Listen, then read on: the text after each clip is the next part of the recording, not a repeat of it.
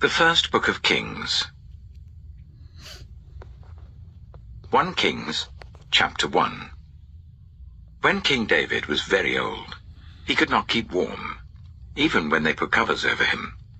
So his attendants said to him, "Let us look for a young virgin to serve the king and take care of him. She can lie beside him, so that our lord the king may keep warm." Then they searched throughout Israel for a beautiful young woman, and found Abishag, a Shunammite, and brought her to the king. The woman was very beautiful.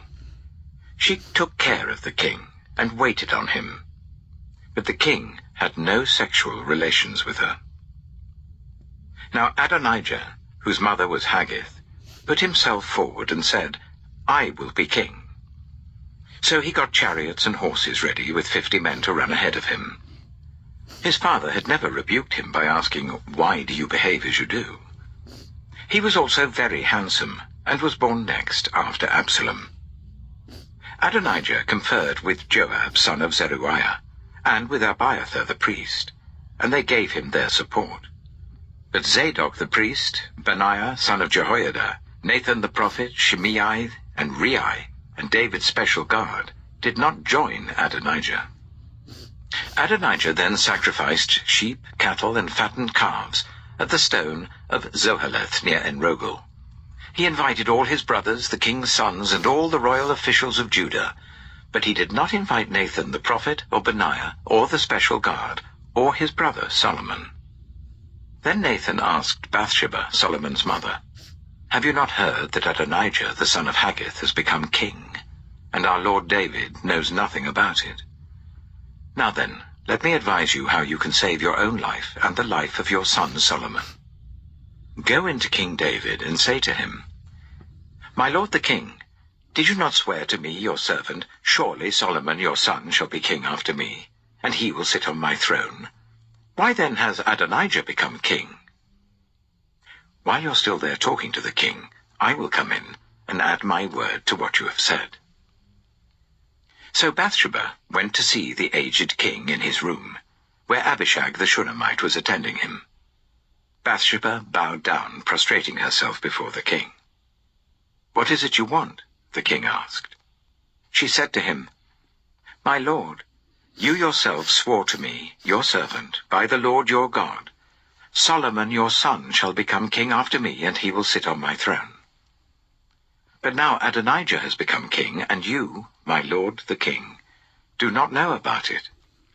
He has sacrificed great numbers of cattle, fattened calves, and sheep, and has invited all the king's sons, Abiathar the priest, and Joab the commander of the army, but he has not invited Solomon your servant. My lord the king, the eyes of all Israel are on you, to learn from you who will sit on the throne of my lord the king after him. Otherwise, as soon as my lord the king is laid to rest with his ancestors, I and my son Solomon will be treated as criminals." While she was still speaking with the king, Nathan the prophet arrived. And the king was told, "Nathan the prophet is here." So he went before the king and bowed with his face to the ground. Nathan said, "Have you, my lord the king, declared that Adonijah shall be king after you, and that he will sit on your throne? Today he has gone down and sacrificed great numbers of cattle, fattened calves, and sheep. He has invited all the king's sons, the commanders of the army, and Abiathar the priest. At this very moment they're eating and drinking with him and saying, 'Long live King Adonijah.' But me, your servant, and Zadok the priest, and Benaiah son of Jehoiada, and your servant Solomon he did not invite. Is this something my lord the king has done without letting his servants know who should sit on the throne of my lord the king after him?" Then King David said, "Call in Bathsheba." So she came into the king's presence and stood before him. The king then took an oath. "As surely as the Lord lives, who has delivered me out of every trouble, I will surely carry out this very day what I swore to you by the Lord, the God of Israel. Solomon, your son, shall be king after me, and he will sit on my throne in my place." Then Bathsheba bowed down with her face to the ground, prostrating herself before the king, and said, "May my lord King David live forever." King David said, "Call in Zadok the priest, Nathan the prophet, and Benaiah son of Jehoiada."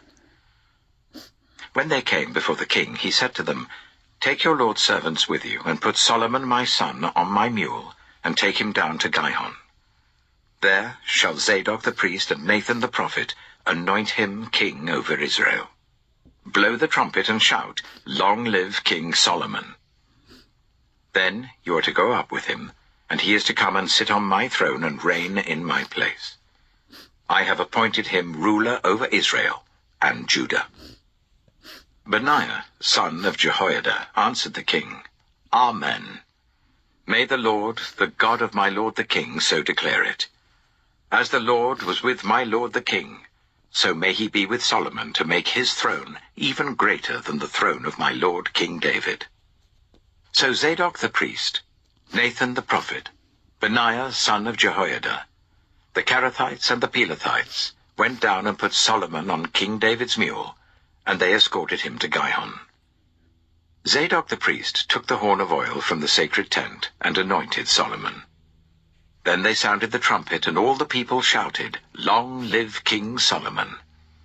And all the people went up after him, playing pipes and rejoicing greatly, so that the ground shook with the sound. Adonijah and all the guests who were with him heard it as they were finishing their feast. On hearing the sound of the trumpet, Joab asked, "What's the meaning of all the noise in the city?" Even as he was speaking, Jonathan, son of Abiathar the priest, arrived. Adonijah said, "Come in. A worthy man like you must be bringing good news." "Not at all," Jonathan answered.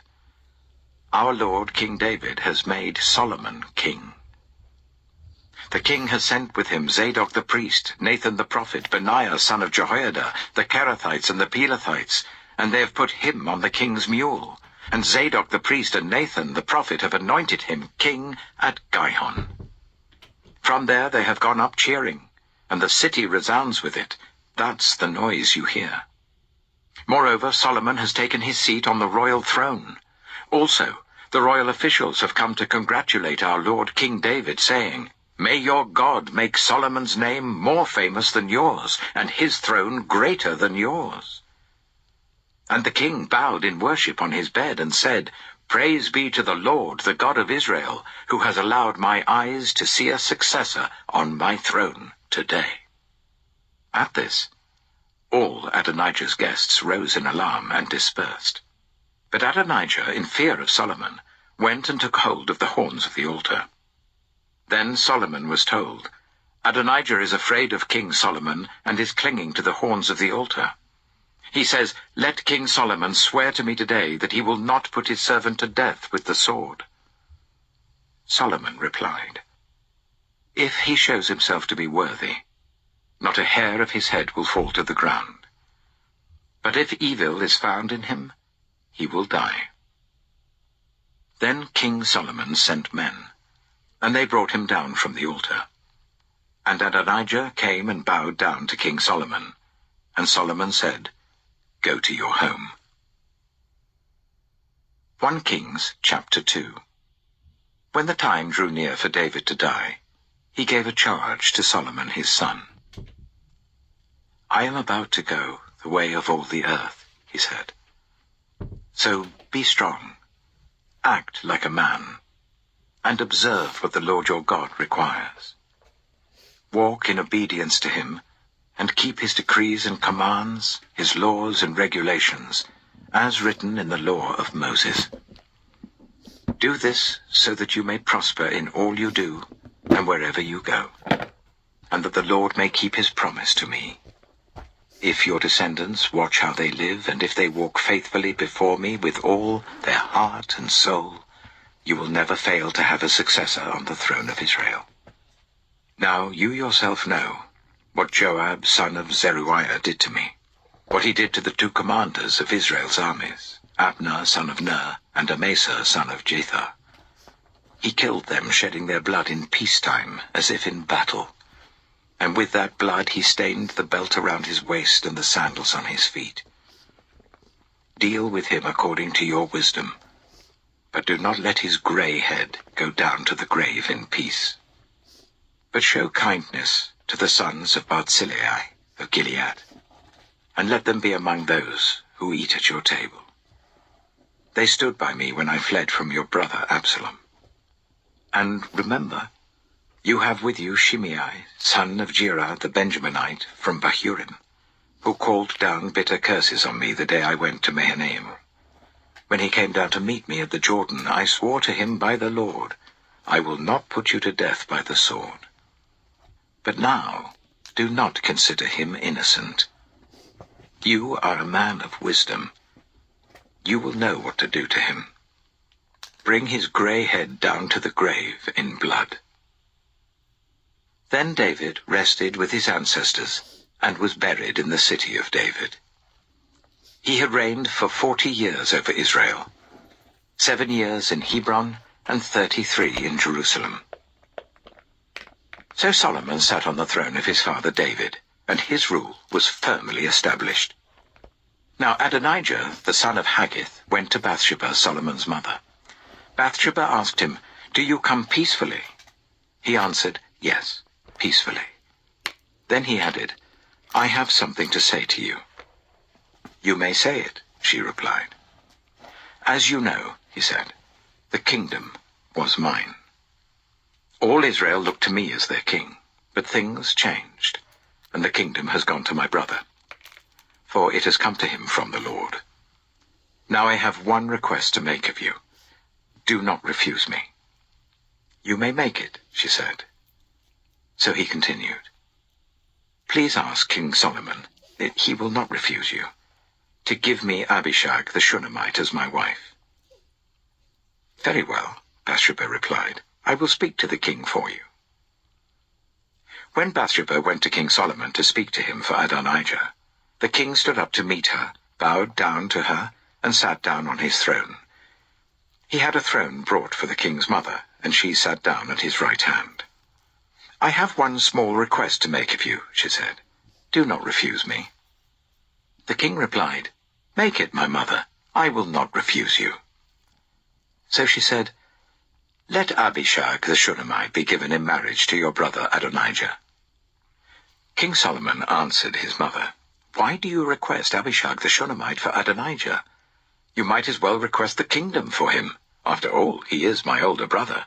Yes, for him, and for Abiathar the priest, and Joab son of Zeruiah." Then King Solomon swore by the Lord, "May God deal with me, be it ever so severely, if Adonijah does not pay with his life for this request. And now, as surely as the Lord lives, he who has established me securely on the throne of my father David, and has founded a dynasty for me as he promised, Adonijah shall be put to death today." So King Solomon gave orders to Benaiah son of Jehoiada, and he struck down Adonijah, and he died. To Abiathar the priest, the king said, "Go back to your fields in Anathoth. You deserve to die, but I will not put you to death now, because you carried the ark of the sovereign Lord before my father David, and shared all my father's hardships." So Solomon removed Abiathar from the priesthood of the Lord, fulfilling the word the Lord had spoken at Shiloh about the house of Eli. When the news reached Joab, who had conspired with Adonijah, though not with Absalom, he fled to the tent of the Lord and took hold of the horns of the altar. King Solomon was told that Joab had fled to the tent of the Lord and was beside the altar. Then Solomon ordered Benaiah son of Jehoiada, "Go, strike him down." So Benaiah entered the tent of the Lord and said to Joab, "The king says, 'Come out.' But he answered, 'No, I will die here.' Benaiah reported to the king, 'This is how Joab answered me.' Then the king commanded Benaiah, 'Do as he says. Strike him down and bury him, and so clear me and my whole family of the guilt of the innocent blood that Joab shed. The Lord will repay him for the blood he shed, because without my father David knowing it, he attacked 2 men and killed them with the sword. Both of them, Abner, son of Ner, commander of Israel's army, and Amasa, son of Jether, commander of Judah's army, were better men and more upright than he. May the guilt of their blood rest on the head of Joab and his descendants forever. But on David and his descendants, his house and his throne, may there be the Lord's peace forever." So Benaiah, son of Jehoiada, went up and struck down Joab and killed him, and he was buried at his home out in the country. The king put Benaiah, son of Jehoiada, over the army in Joab's position, and replaced Abiathar with Zadok the priest. Then the king sent for Shimei, and said to him, "Build yourself a house in Jerusalem and live there, but do not go anywhere else. The day you leave and cross the Kidron Valley, you can be sure you will die. Your blood will be on your own head." Shimei answered the king, "What you say is good. Your servant will do as my lord the king has said." And Shimei stayed in Jerusalem for a long time. But 3 years later, 2 of Shimei's slaves ran off to Achish, son of Maacah, king of Gath, and Shimei was told, "Your slaves are in Gath."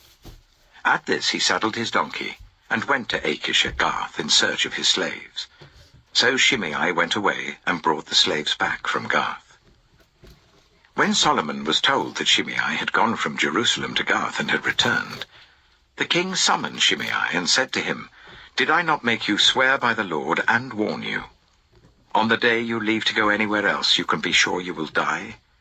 At that time you said to me, 'What you say is good, I will obey.' Why then did you not keep your oath to the Lord and obey the command I gave you?" The king also said to Shimei, "You know in your heart all the wrong you did to my father David. Now the Lord will repay you for your wrongdoing." For King Solomon will be blessed, and David's throne will remain secure before the Lord forever. Then the king gave the order to Benaiah, son of Jehoiada, and he went out and struck Shimei down, and he died. The kingdom was now established in Solomon's hands. 1 Kings chapter 3. Solomon made an alliance with Pharaoh, king of Egypt, and married his daughter. He brought her to the city of David until he finished building his palace and the temple of the Lord, and the wall around Jerusalem. The people, however, were still sacrificing at the high places, because a temple had not yet been built for the name of the Lord.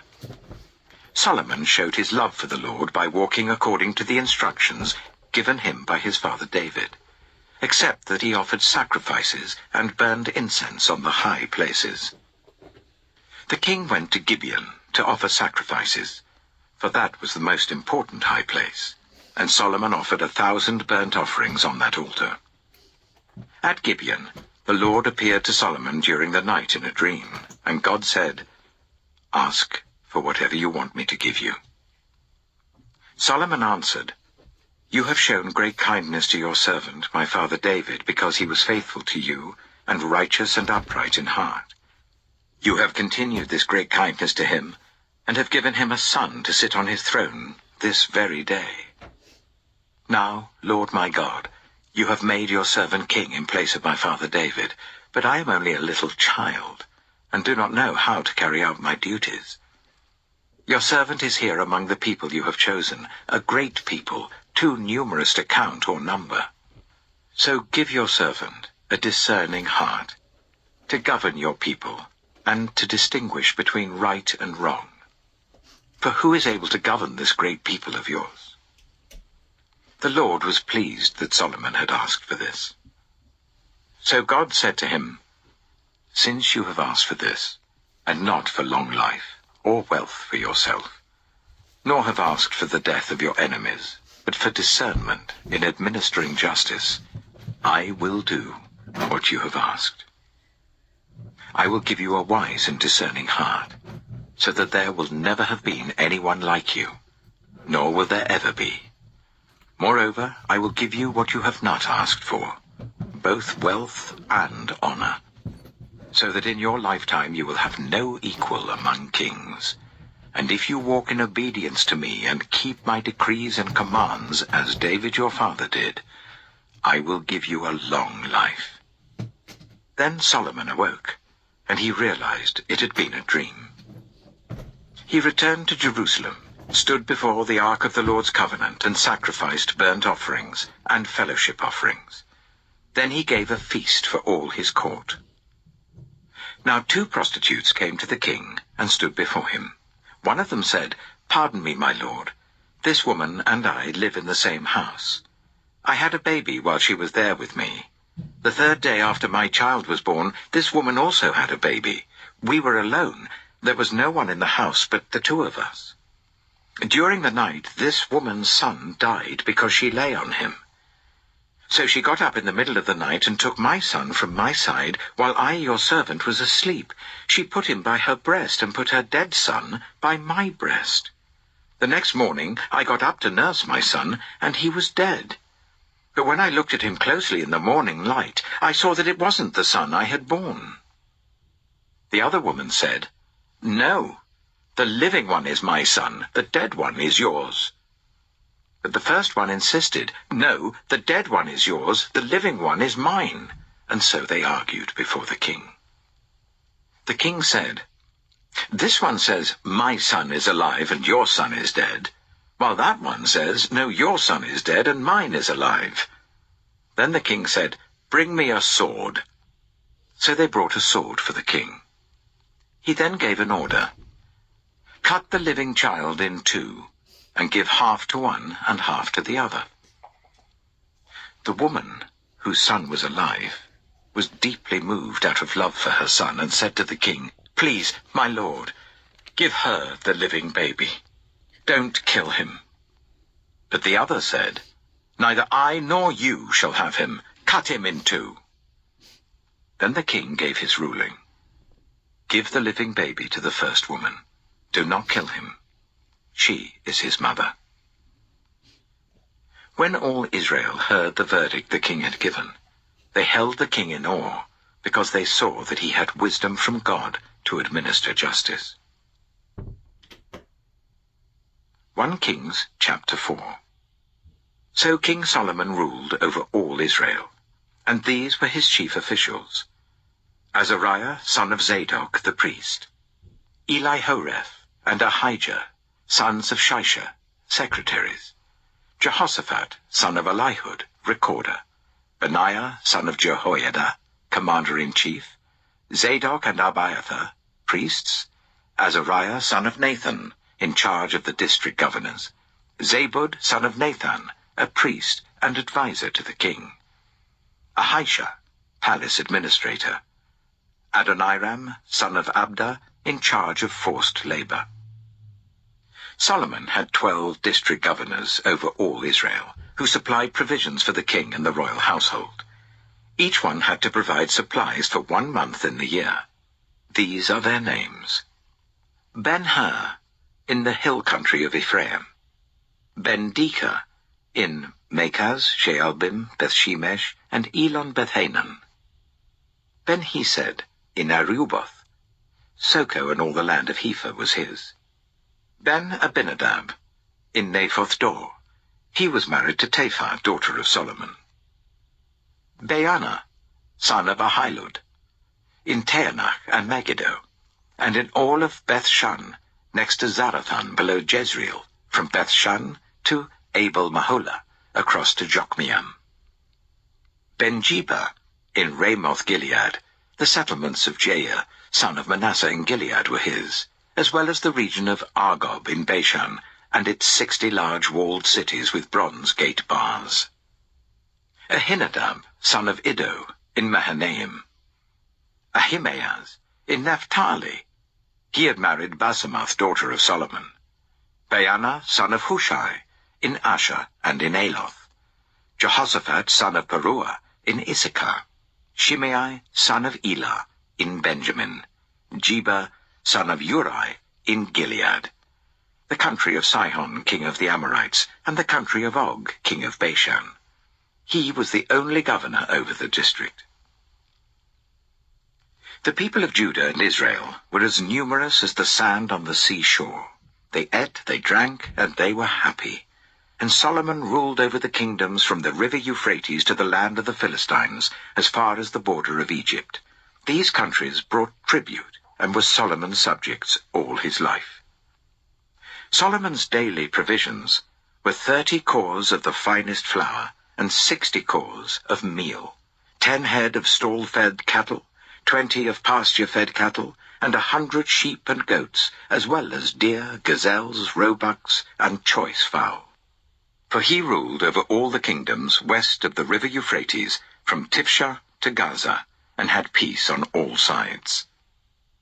During Solomon's lifetime, Judah and Israel, from Dan to Beersheba, lived in safety, everyone under their own vine and under their own fig tree.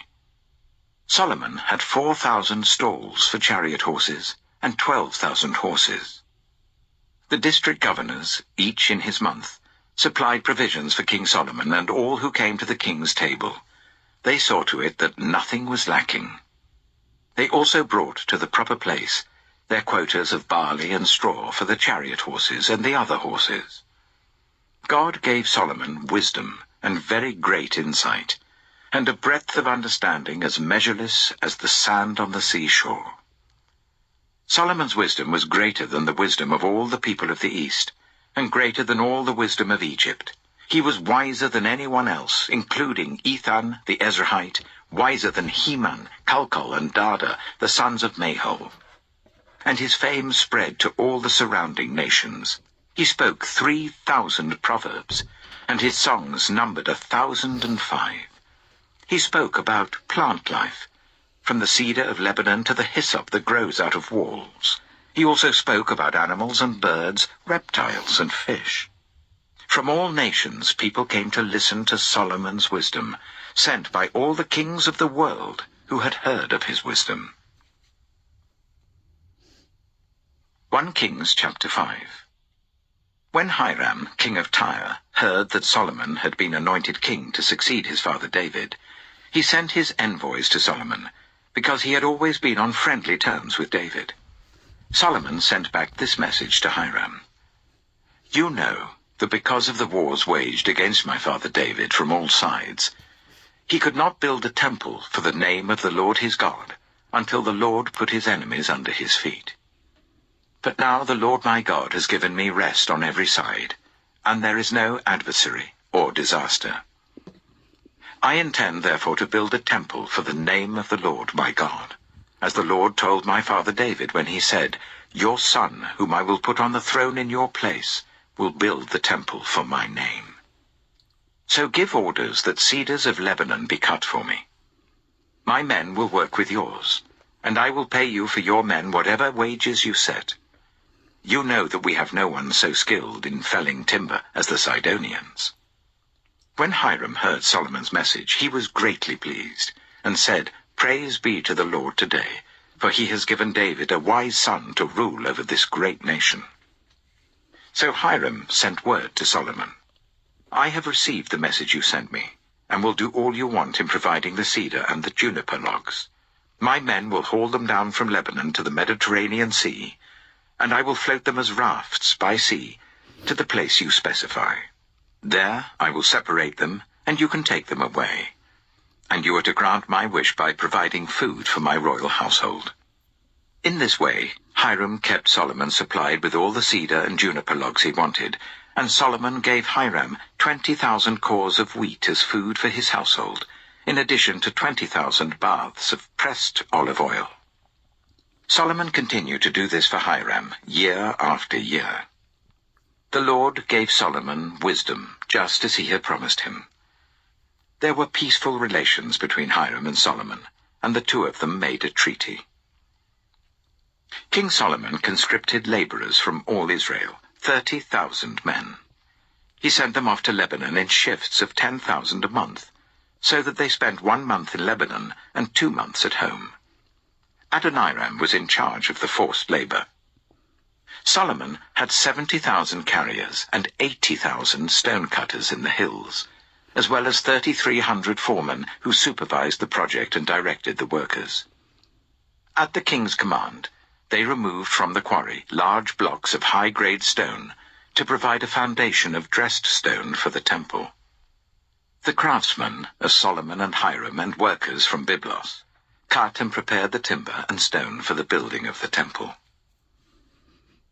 1 Kings chapter 6.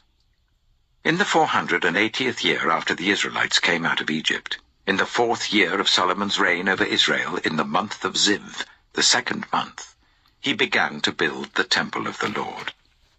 The temple that King Solomon built for the Lord was 60 cubits long, 20 wide, and 30 high. The portico at the front of the main hall of the temple extended the width of the temple, that is 20 cubits, and projected 10 cubits from the front of the temple. He made narrow windows high up in the temple walls. Against the walls of the main hall and inner sanctuary, he built a structure around the building in which there were side rooms. The lowest floor was 5 cubits wide, the middle floor 6 cubits, and the third floor 7. He made offset ledges around the outside of the temple, so that nothing would be inserted into the temple walls. In building the temple, only blocks dressed at the quarry were used, and no hammer, chisel, or any other iron tool was heard at the temple site while it was being built. The entrance to the lowest floor was on the south side of the temple. A stairway led up to the middle level, and from there to the third. So he built the temple and completed it, roofing it with beams and cedar planks. And he built the side rooms all along the temple. The height of each was 5 cubits, and they were attached to the temple by beams of cedar. The word of the Lord came to Solomon. As for this temple you are building, if you follow my decrees, observe my laws, and keep all my commands and obey them, I will fulfill through you the promise I gave to David your father, and I will live among the Israelites and will not abandon my people Israel. So Solomon built the temple and completed it. He lined its interior walls with cedar boards, paneling them from the floor of the temple to the ceiling, and covered the floor of the temple with planks of juniper.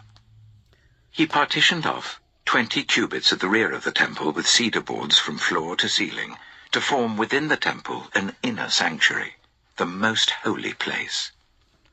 The main hall in front of this room was 40 cubits long. The inside of the temple was cedar, carved with gourds and open flowers. Everything was cedar. No stone was to be seen. He prepared the inner sanctuary within the temple to set the Ark of the Covenant of the Lord there. The inner sanctuary was 20 cubits long, 20 wide, and 20 high. He overlaid the inside with pure gold, and he also overlaid the altar of cedar. Solomon covered the inside of the temple with pure gold, and he extended gold chains across the front of the inner sanctuary, which was overlaid with gold. So he overlaid the whole interior with gold. He also overlaid with gold the altar that belonged to the inner sanctuary. For the inner sanctuary, he made a pair of cherubim out of olive wood, each 10 cubits high. One wing of the first cherub was 5 cubits long, and the other wing 5 cubits, 10 cubits from wingtip to wingtip. The second cherub also measured 10 cubits, for the 2 cherubim were identical in size and shape. The height of each cherub was 10 cubits. He placed the cherubim inside the innermost room of the temple with their wings spread out. The wing of one cherub touched one wall, while the wing of the other touched the other wall, and their wings touched each other in the middle of the room. He overlaid the cherubim with gold. On the walls all round the temple, in both the inner and the outer rooms, he carved cherubim, palm trees, and open flowers. He also covered the floors of both the inner and outer rooms of the temple with gold. For the entrance to the inner sanctuary, he made doors out of olive wood that were 1/5 of the width of the sanctuary. And on the 2 olive wood doors he carved cherubim, palm trees, and open flowers, and overlaid the cherubim and palm trees with hammered gold.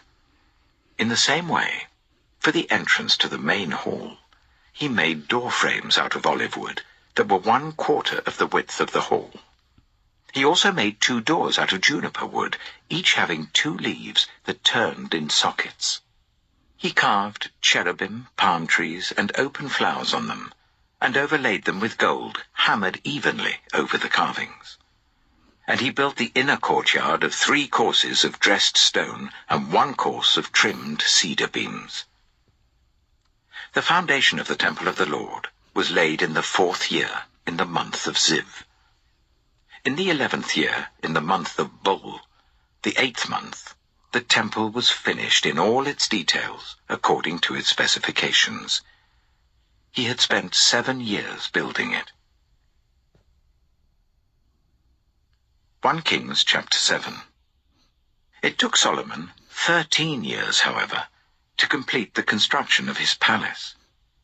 He built the palace of the forest of Lebanon, 100 cubits long, 50 wide, and 30 high, with 4 rows of cedar columns supporting trimmed cedar beams.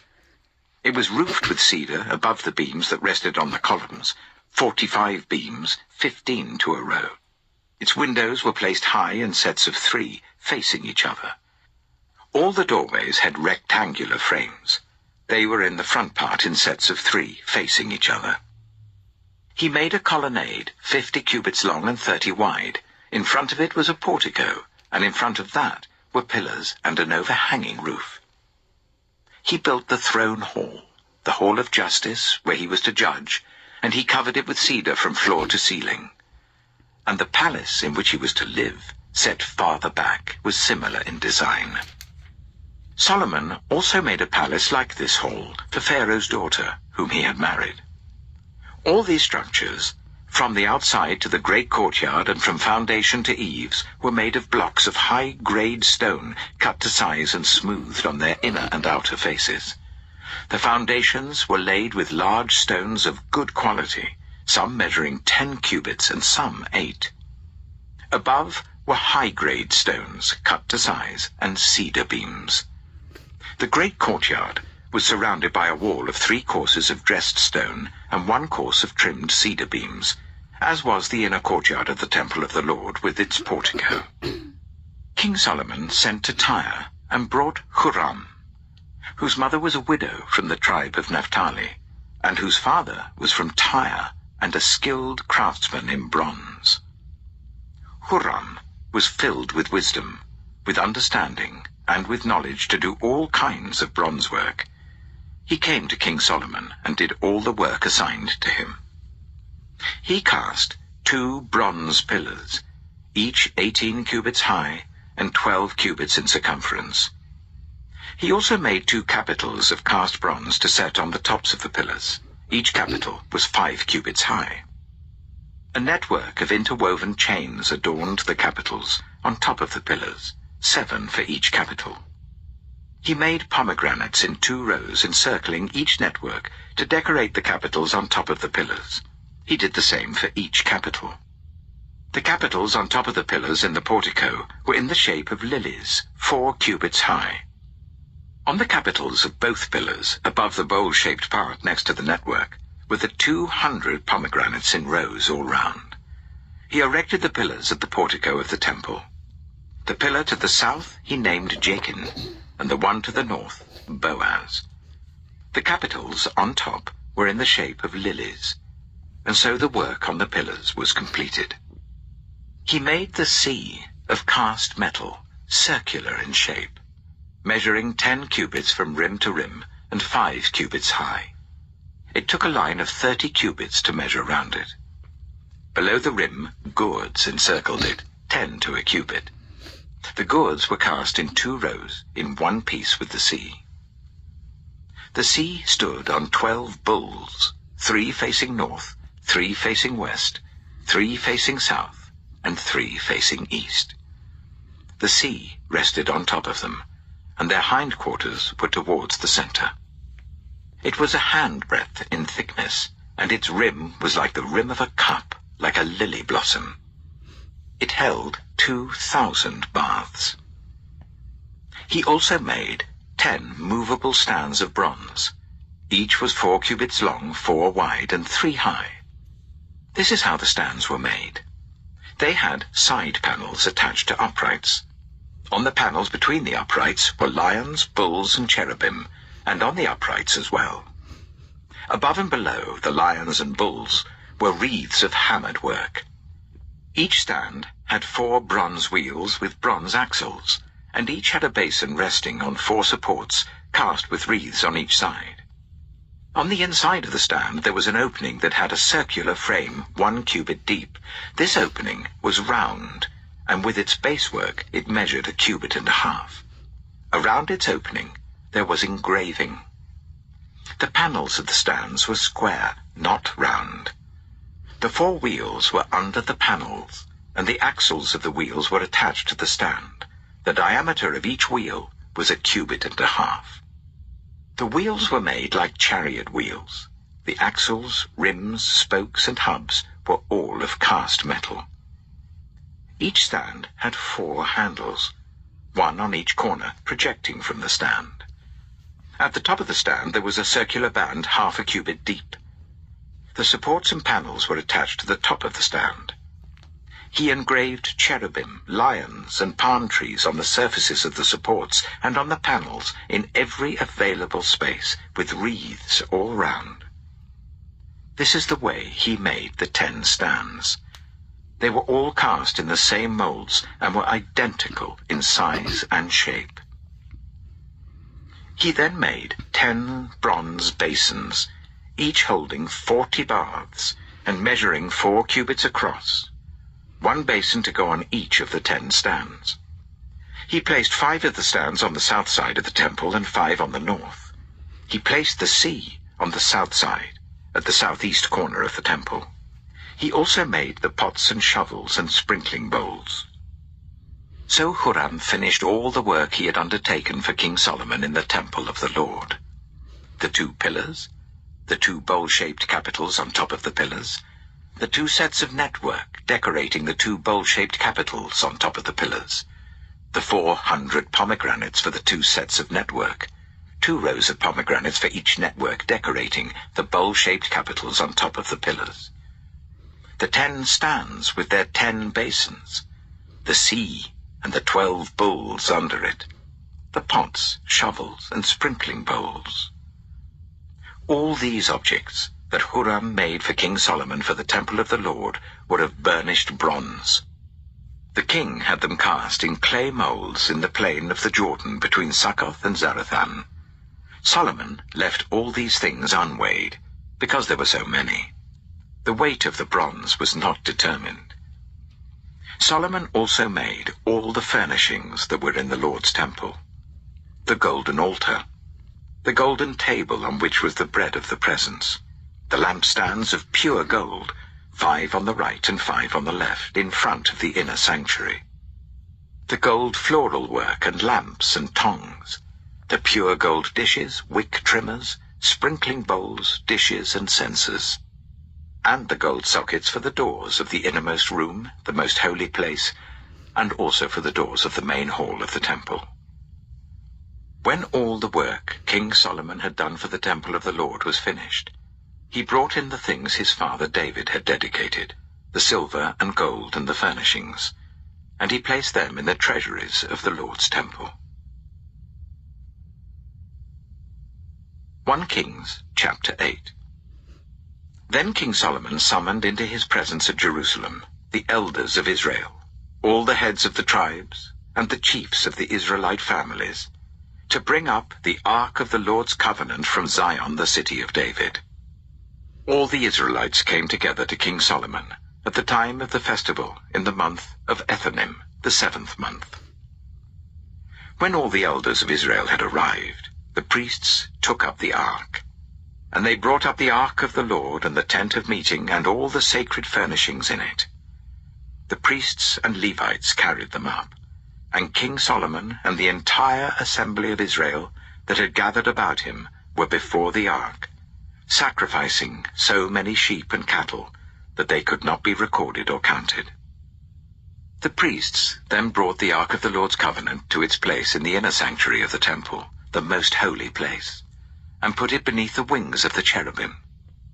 The cherubim spread their wings over the place of the ark, and overshadowed the ark and its carrying poles. These poles were so long that their ends could be seen from the holy place in front of the inner sanctuary, but not from outside the holy place, and they are still there today. There was nothing in the ark except the 2 stone tablets that Moses had placed in it at Horeb. where the Lord made a covenant with the Israelites after they came out of Egypt.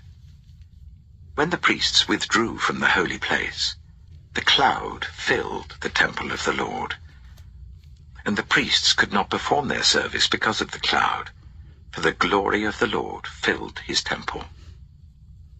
Then Solomon said, "The Lord has said that he would dwell in a dark cloud. I have indeed built a magnificent temple for you, a place for you to dwell forever." While the whole assembly of Israel was standing there, the king turned round and blessed them. Then he said, "Praise be to the Lord, the God of Israel, who with his own hand has fulfilled what he promised with his own mouth to my father David. For he said, 'Since the day I brought my people Israel out of Egypt, I have not chosen a city in any tribe of Israel to have a temple built, so that my name might be there. But I have chosen David to rule my people Israel.' My father David had it in his heart to build a temple for the name of the Lord, the God of Israel.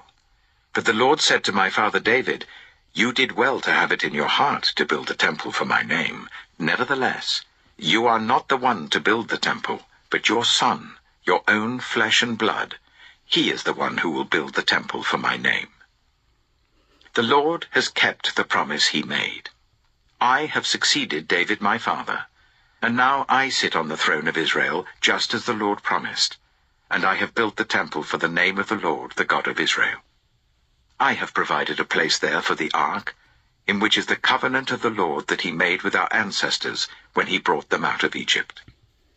Then Solomon stood before the altar of the Lord in front of the whole assembly of Israel, spread out his hands towards heaven, and said, "Lord, the God of Israel, there is no God like you in heaven above or on earth below. You who keep your covenant of love with your servants, who continue wholeheartedly in your way. You have kept your promise to your servant David my father. With your mouth you have promised, and with your hand you have fulfilled it, as it is today.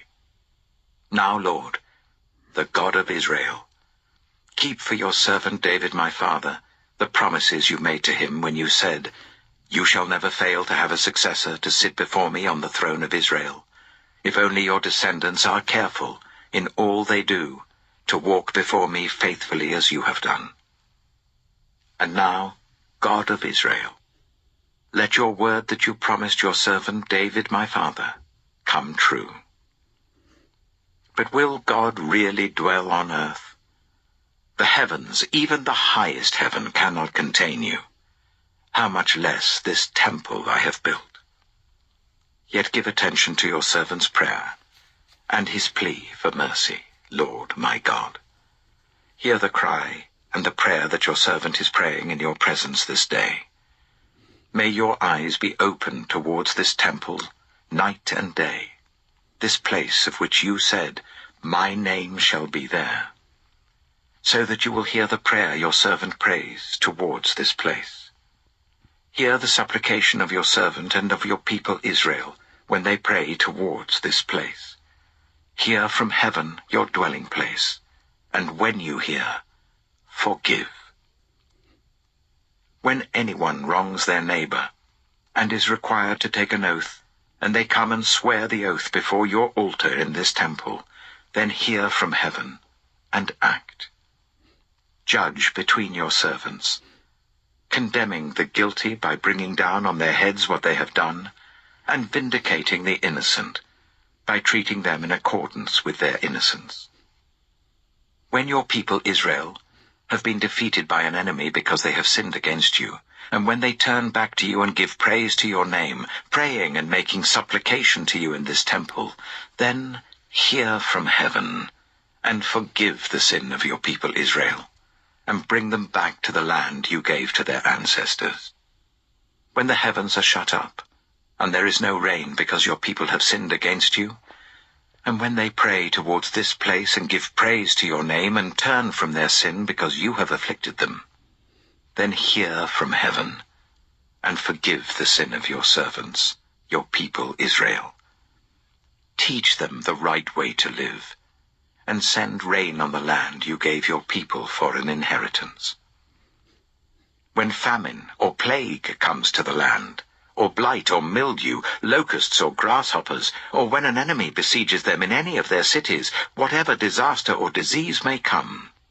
And when a prayer or plea is made by anyone among your people Israel, being aware of the afflictions of their own hearts, and spreading out their hands towards this temple, then hear from heaven, your dwelling place.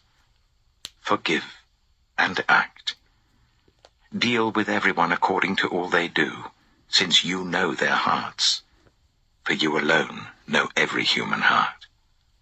So that they will fear you all the time they live in the land you gave our ancestors. As for the foreigner, who does not belong to your people Israel, but has come from a distant land because of your name, for they will hear of your great name and your mighty hand and your outstretched arm. When they come and pray towards this temple, then hear from heaven, your dwelling place. Do whatever the foreigner asks of you, so that all the peoples of the earth may know your name and fear you, as do your own people Israel, and may know that this house I have built bears your name. When your people go to war against their enemies, wherever you send them, and when they pray to the Lord towards the city you have chosen and the temple I have built for your name, then hear from heaven their prayer and their plea, and uphold their cause. When they sin against you, for there is no one who does not sin, and you become angry with them and give them over to their enemies, who take them captive to their own lands, far away or near, and if they have a change of heart in the land where they are held captive, and repent, and plead with you in the land of their captors, and say, we have sinned, we have done wrong, we have acted wickedly. And if they turn back to you with all their heart and soul, in the land of their enemies who took them captive, and pray to you towards the land you gave their ancestors, towards the city you have chosen, and the temple I have built for your name, then from heaven, your dwelling place, hear their prayer and their plea, and uphold their cause. And forgive your people who have sinned against you. Forgive all the offenses they have committed against you, and cause their captors to show them mercy. For they are your people and your inheritance, whom you brought out of Egypt, out of that iron-smelting furnace. May your eyes be open to your servant's plea, and to the plea of your people Israel, and may you listen to them whenever they cry out to you. For you singled them out from all the nations of the world to be your own inheritance, just as you declared through your servant Moses, when you, sovereign Lord, brought our ancestors out of Egypt. When Solomon had finished all these prayers and supplications to the Lord, he rose from before the altar of the Lord, where he had been kneeling, with his hands spread out towards heaven. He stood and blessed the whole assembly of Israel in a loud voice, saying, Praise be to the Lord, who has given rest to his people Israel just as he promised. Not one word has failed of all the good promises he gave through his servant Moses. May the Lord our God be with us as he was with our ancestors. May he never leave us nor forsake us. May he turn our hearts to him, to walk in obedience to him and keep the commands, decrees, and laws he gave our ancestors.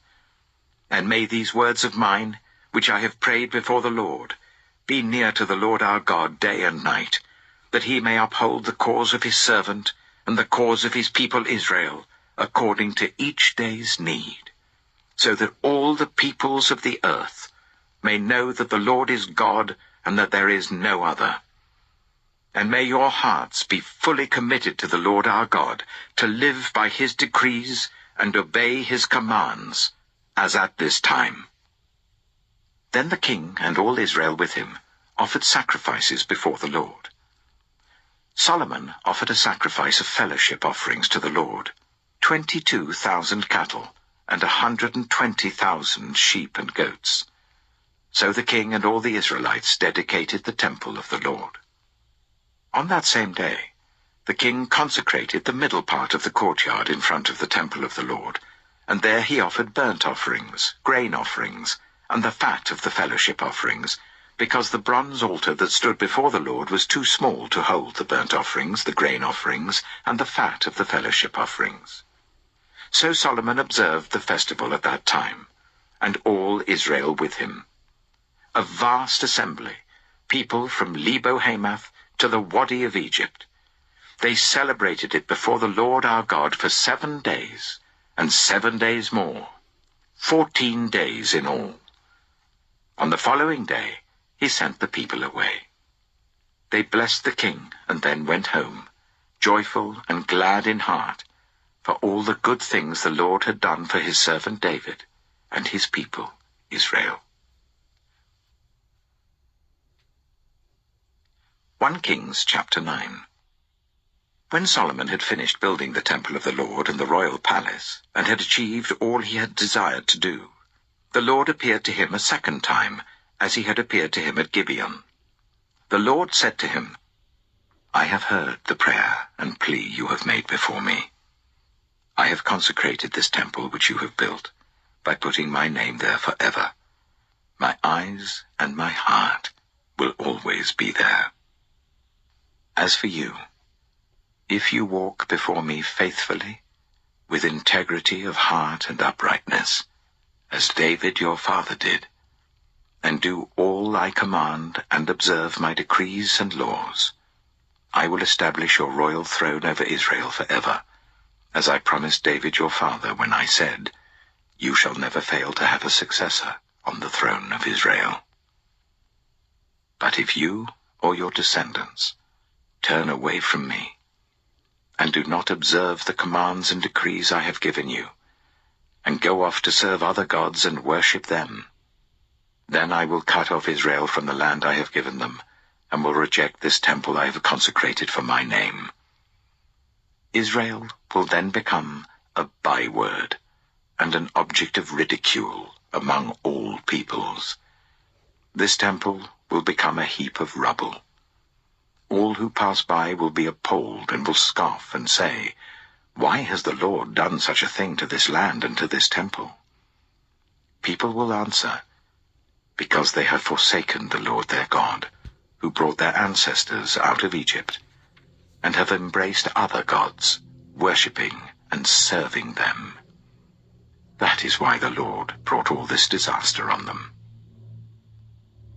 At the end of 20 years, during which Solomon built these 2 buildings, the temple of the Lord and the royal palace, King Solomon gave 20 towns in Galilee to Hiram, king of Tyre, because Hiram had supplied him with all the cedar and juniper and gold he wanted. But when Hiram went from Tyre to see the towns that Solomon had given him, he was not pleased with them. What kind of towns are these you have given me, my brother? He asked. And he called them the land of Kabul, a name they have to this day. Now Hiram had sent to the king 120 talents of gold.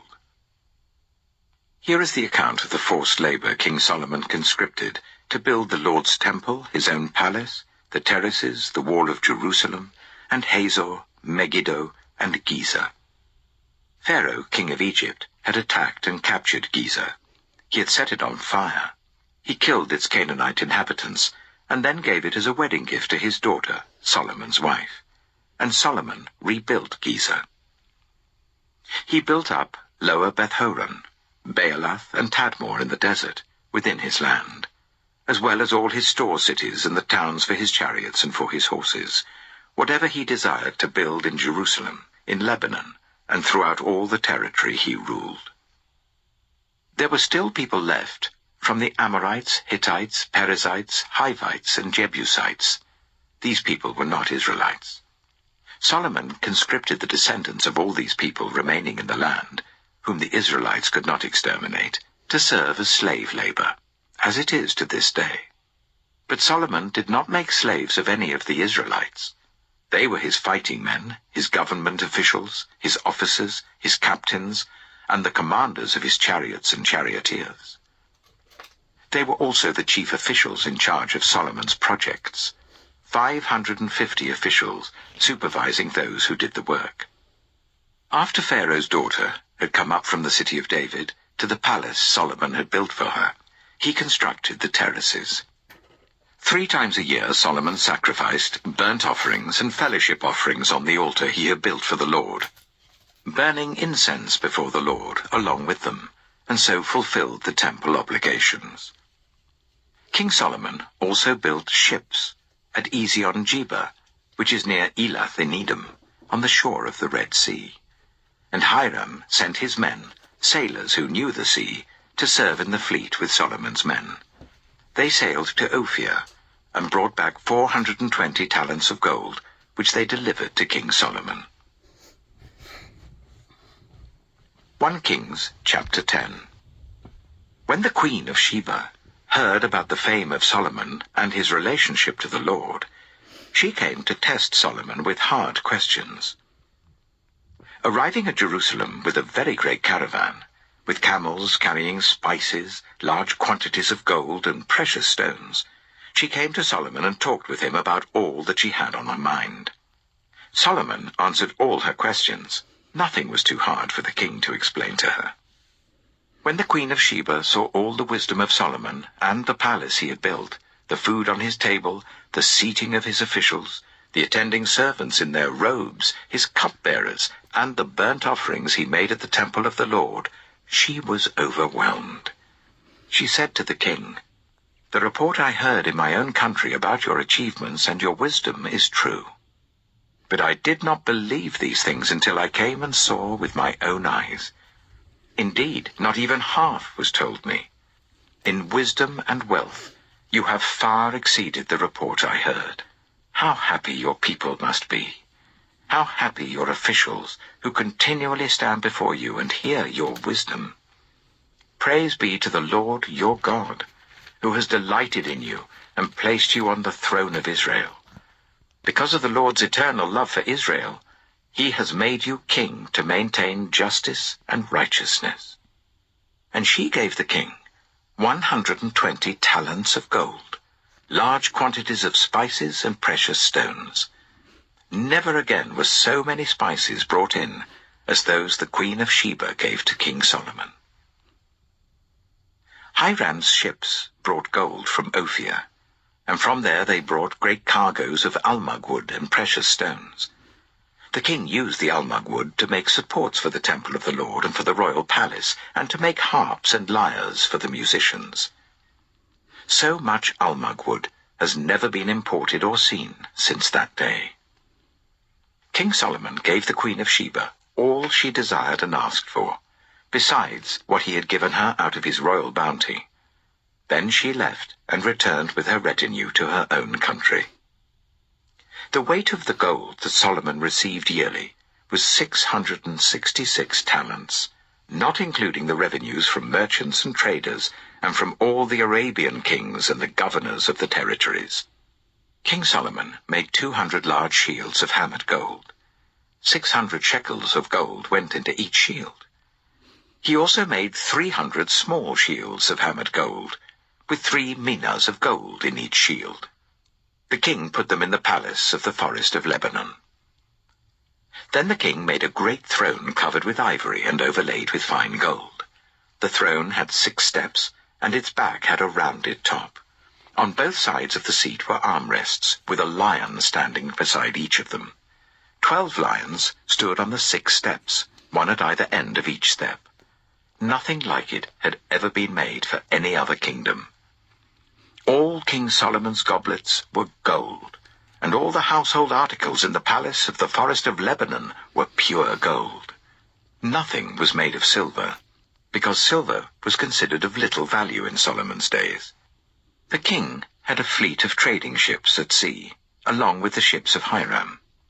Once every 3 years it returned carrying gold, silver, and ivory, and apes and baboons. King Solomon was greater in riches and wisdom than all the other kings of the earth.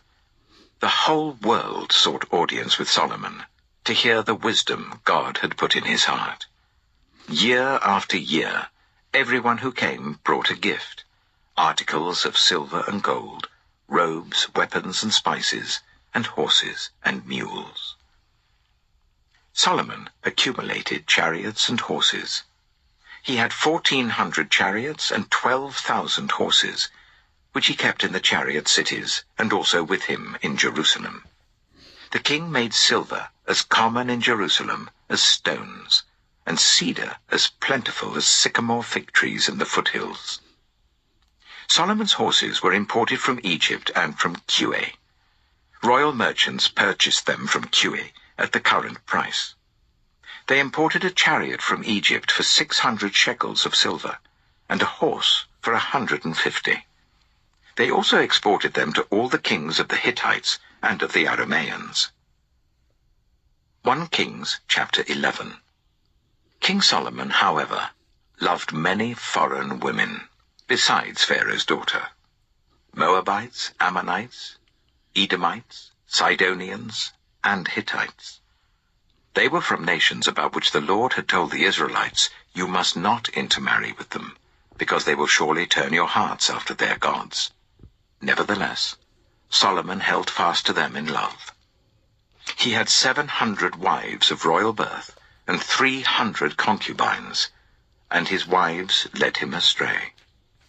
As Solomon grew old, his wives turned his heart after other gods, and his heart was not fully devoted to the Lord his God, as the heart of David his father had been.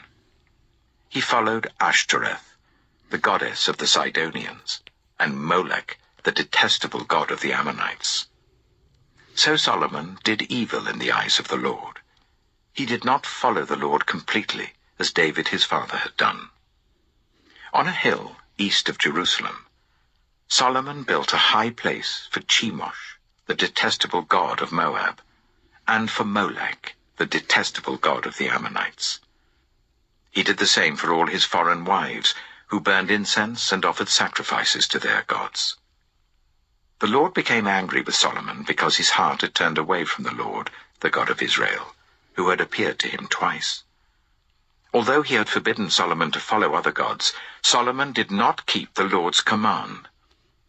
So the Lord said to Solomon, "Since this is your attitude, and you have not kept my covenant and my decrees, which I commanded you, I will most certainly tear the kingdom away from you and give it to one of your subordinates. Nevertheless, for the sake of David your father, I will not do it during your lifetime. I will tear it out of the hand of your son. Yet I will not tear the whole kingdom from him, but will give him one tribe for the sake of David my servant, and for the sake of Jerusalem, which I have chosen." Then the Lord raised up against Solomon an adversary, Hadad the Edomite, from the royal line of Edom.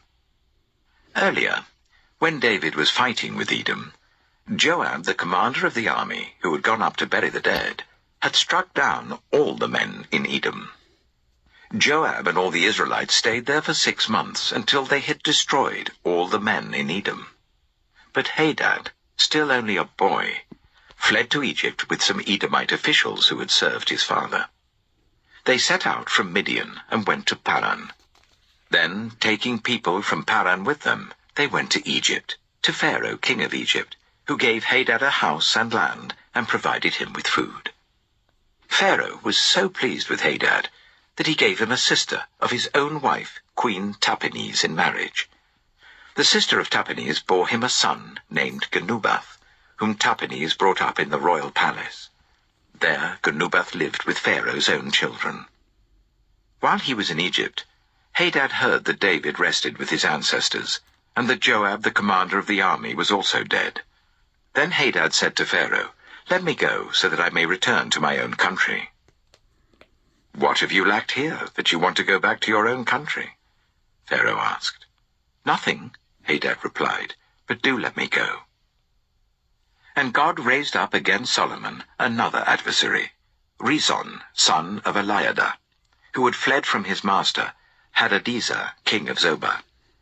When David destroyed Zobah's army, Rezon gathered a band of men around him and became their leader. They went to Damascus, where they settled and took control. Rezon was Israel's adversary as long as Solomon lived, adding to the trouble caused by Hadad. So Rezon ruled in Aram and was hostile towards Israel. Also, Jeroboam, son of Nebat, rebelled against the king.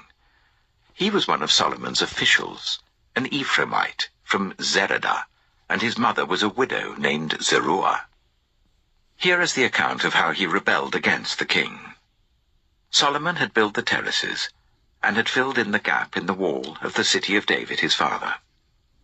Now Jeroboam was a man of standing, and when Solomon saw how well the young man did his work, he put him in charge of the whole labor force of the tribes of Joseph.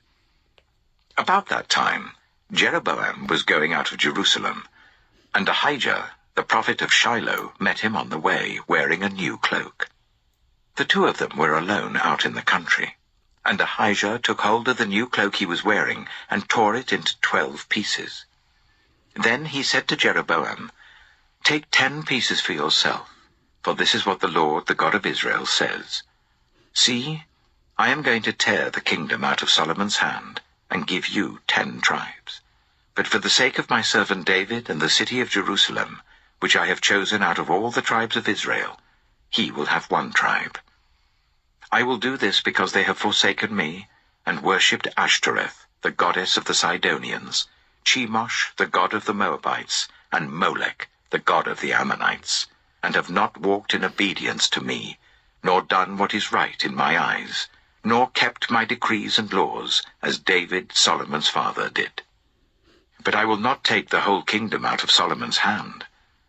I have made him ruler all the days of his life for the sake of David my servant, whom I chose and who obeyed my commands and decrees. I will take the kingdom from his son's hands and give you 10 tribes.